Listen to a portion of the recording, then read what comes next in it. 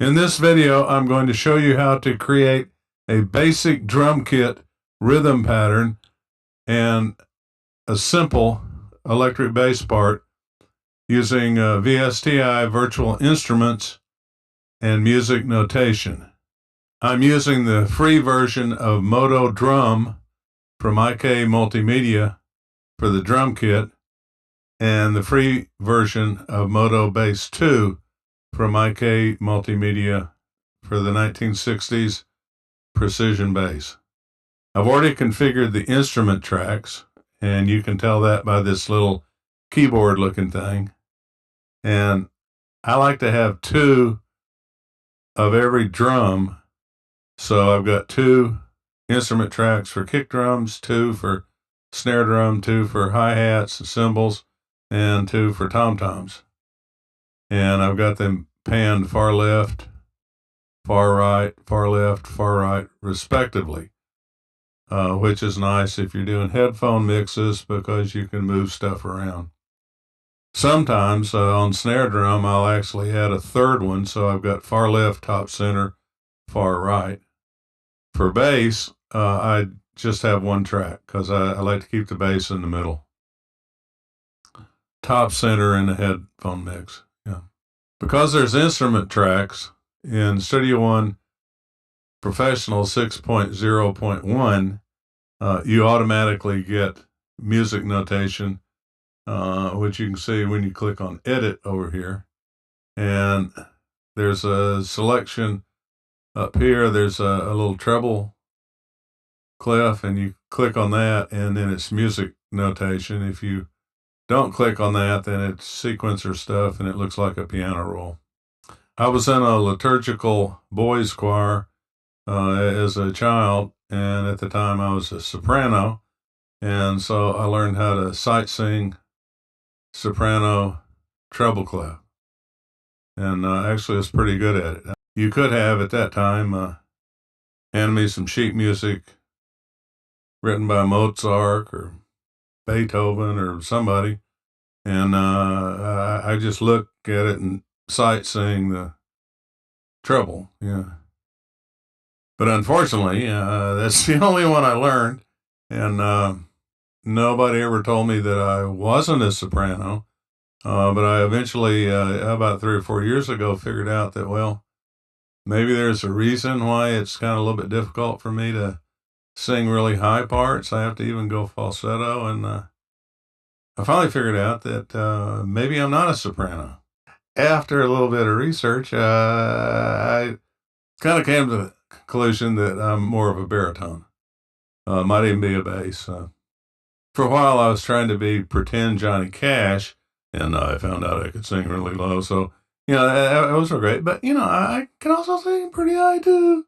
But it's falsetto, so, get a job,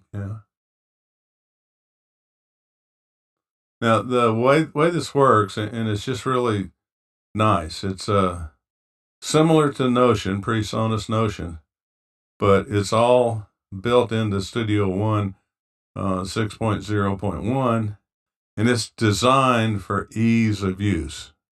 Another thing I do, since soprano treble clef works for me, is I set everything to be soprano treble clef. So I use this transposition feature, and for the drum kit stuff, and also for the bass, I set it to play the notes 2 octaves lower than notated. So you'll hear low-pitched notes, but it's all on a soprano treble clef. Now, what's nice about that is the way it works here in the Sound Isolation Studio is there are 12 notes in 10 octaves, 2 of which primarily are to entertain, bats, birds, cats, dogs, dolphins, porpoises, sea turtles, and whales, because they're the only biologicals that can hear them. Curiously, dogs don't hear bass, so that's kind of weird. But something else I figured out, which comes from Joseph Schillinger's system of musical composition, SOMC, is that you don't really have to compose a whole bunch of stuff. You can do a whole symphony with just starting off with maybe 4 or 5 notes. Like George Gershwin, I've Got Rhythm. The whole thing's based on 4 notes. And what you can do, you can copy and paste. You can play things forward, backwards, upside down, flip them vertically, flip them horizontally. And, from just 4 notes, you can come up with like an entire symphony. So that's pretty cool. Rather than wander too far into the vast complexity of that, there is a simple way to do it, which is just that you copy and paste and then adjust things so they sound good. It works for me. Now, it's important to understand that this is going to be really simple.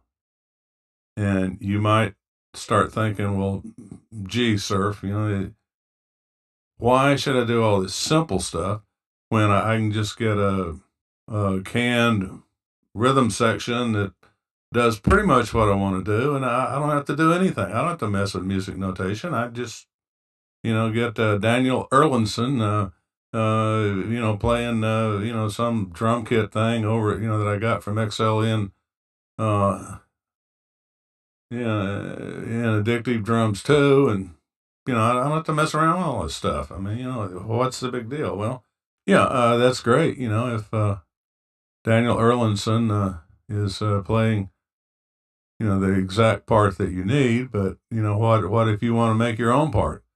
Well, that's where the music notation comes in, and I'm guessing that a lot of folks don't really do music notation. Over in the PreSonus Notion forum, everybody does. But I'm not sure that's a universal thing. So even though this is like really simple, almost to the point of being stupid, the key bit of information is I'm showing you how to use music notation to do something that starts off simple, but then very quickly becomes like a whole drum kit. And so that's good. Okay. The first thing we're going to do, we're going to go up here and see there's this little pencil, and we're going to click on that pencil, and then it gives us different notes. It gives us a whole note, half note, quarter note. So we're going to use a quarter note. And it turns out that the kick drum is middle C. And so we're going to stick 4 of those in. There's 4. There's 4 of them. And so that's great. And then we're going to go up here, we're going to click on this thing. And then, let's see, we'll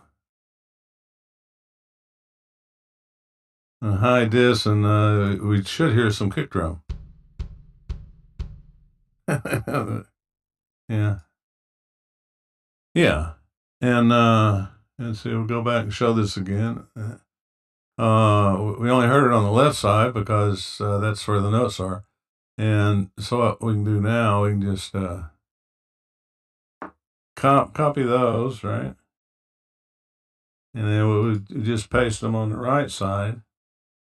And we might as well copy the left and the right. And we'll paste that. And then we might as well copy them again and paste them, and then paste them, and paste them. So now we got 8 bars of kick drum. Yeah. Okay, I'm going to hide this again. And we go up here and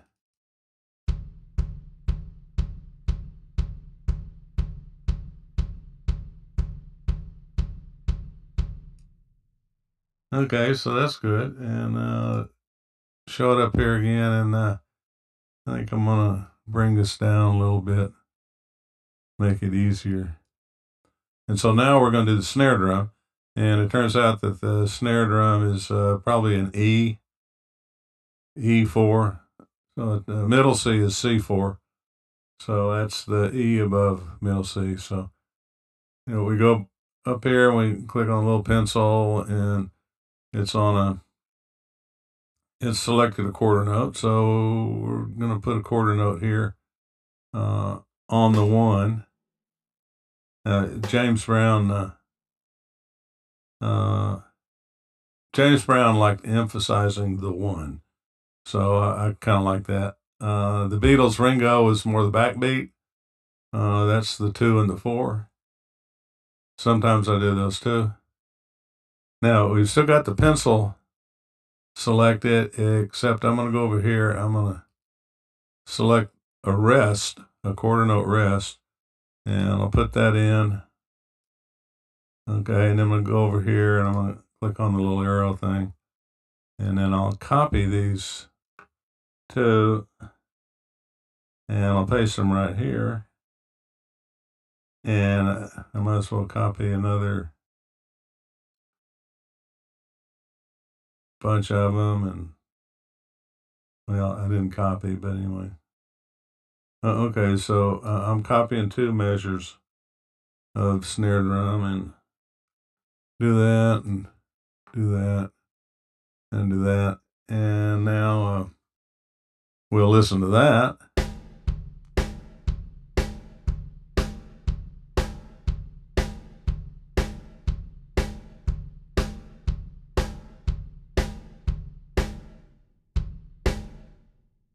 So that's pretty good, but it's a little too straight. So what I'm going to do, I'm going to go up here and click on this little pencil, and I'm going to get an 8th note, and I'm going to replace that quarter note with 2 8 notes. And I'll go ahead and do it. Okay, I'll get back here to the arrow, and then I'm going to select those 2 measures, and paste them, and paste them, and paste them. And now we can see that it's kind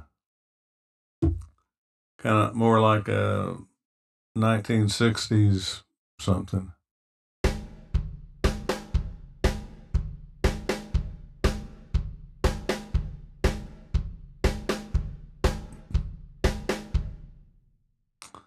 Okay, and so that's like going pretty good. And we probably need some hi-hat. I forget which note the hi-hat is, but I definitely know that we kind of probably want a 16th note. So yeah, I'm doing this kind of in real time on the fly, so it's kind of hard to talk and work the mouse and all this stuff. But yeah, chewing gum, right? Okay.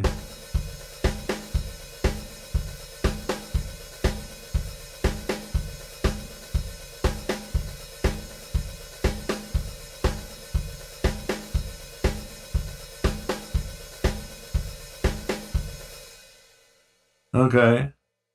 No, I'm not finding a cowbell, but we just use a tom-tom.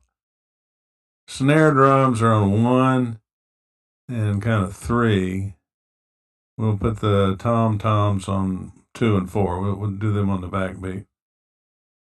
So we got the pencil, quarter note, but it's a rest, so we'll put in a rest, and then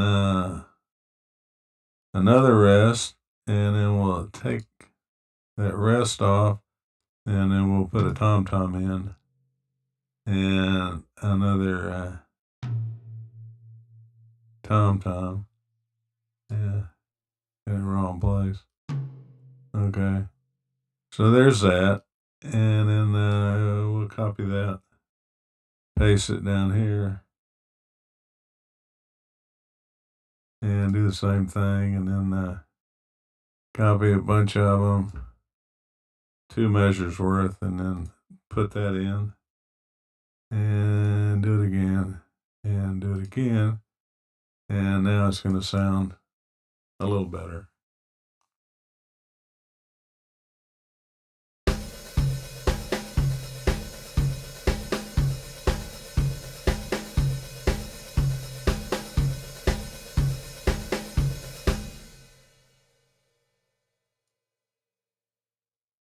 So on the snare drum, we did 1, dot, dot, 1, dot, dot. Well, let's do the same thing with the tom-toms, except on 2, dot, dot, 2.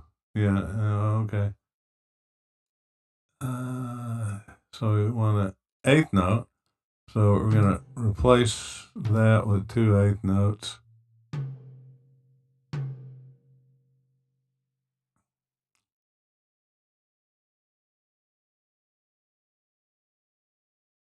Go back here and fix this one.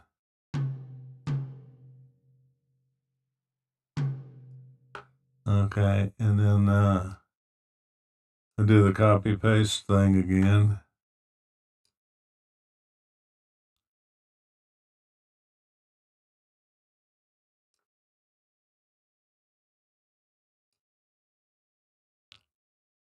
Once you do this for a while, it turns out you can do it fairly quickly, especially if you're not making a video and have to think and talk and write a script all at the same time. Okay, so let's see how this sounds. Yeah.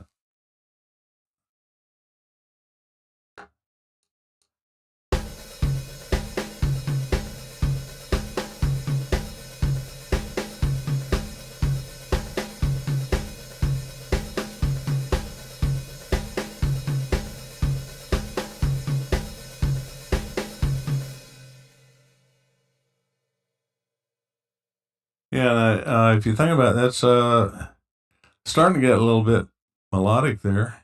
And I don't know, it kind of sounded like a 1950s bebop song or something. Yeah. Okay, so that's pretty good, yeah, that's great. So now let's do some bass.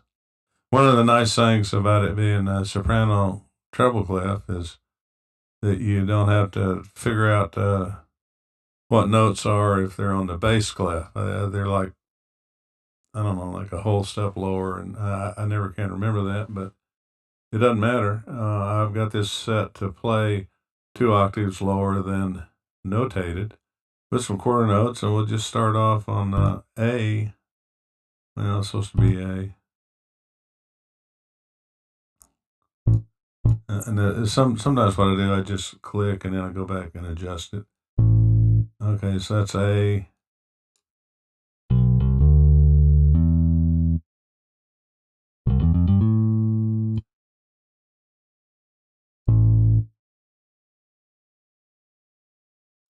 Let's see how that sounds. That's kind of bassy.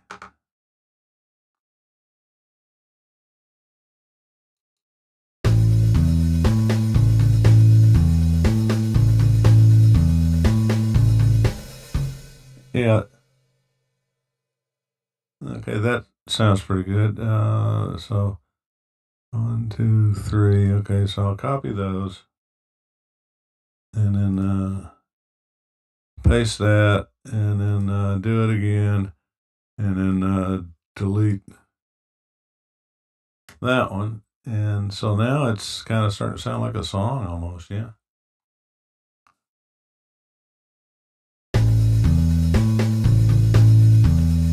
In the still of the night.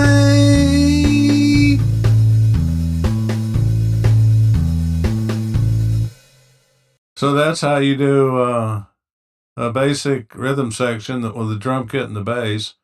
In the next version, we'll add a guitar and a Hammond B3X organ. Let's say it's a slow song and the lyrics actually are in the still of the night. Well, okay, great.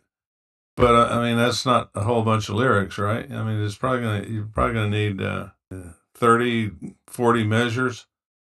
and you might even want to have a chord change in there somewhere. So you've got the main thing. So you just copy the 8 bars and paste them, and now you got 16, and then you copy the 16 and paste them, and now you got 32, and it makes sense after a while. Okay, great. So thanks.